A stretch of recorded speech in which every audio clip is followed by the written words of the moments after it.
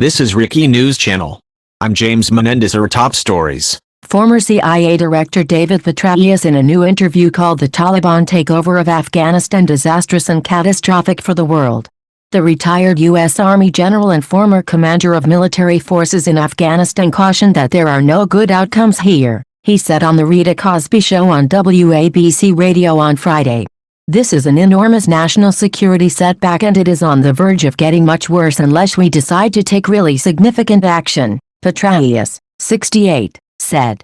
If we communicate effectively with the Taliban that they need to halt what they are doing or we will bring the might of the U.S. military down upon them, we can stop this, he said. The outcome, whether it is the Taliban taking over the country or it's the kind of civil war that we saw in the wake of the collapse of the post-Soviet government, there are no good outcomes here, Petraeus added. In fact, there is nothing more than horrible outcomes unless we are willing to acknowledge that this is not going as more optimistic projections laid out and take stock. The Taliban quickly seized the troubled nation after U.S. troops were pulled out for the first time since 2001, following an announcement from President Joe Biden last month.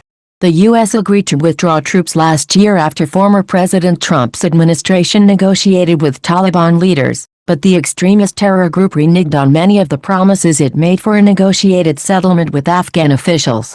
On Sunday, Taliban forces faced little resistance as they overtook the capital of Kabul and closed in on the city's airport, where U.S. embassy staffers, including Ambassador Ross Wilson, waited to be evacuated. Petraeus, who headed the CIA in 2011 and 2012, said the situation has not yet reached a point of no return, but said it would take an enormous effort to combat the renewed Taliban threat after the militant group retook Afghanistan.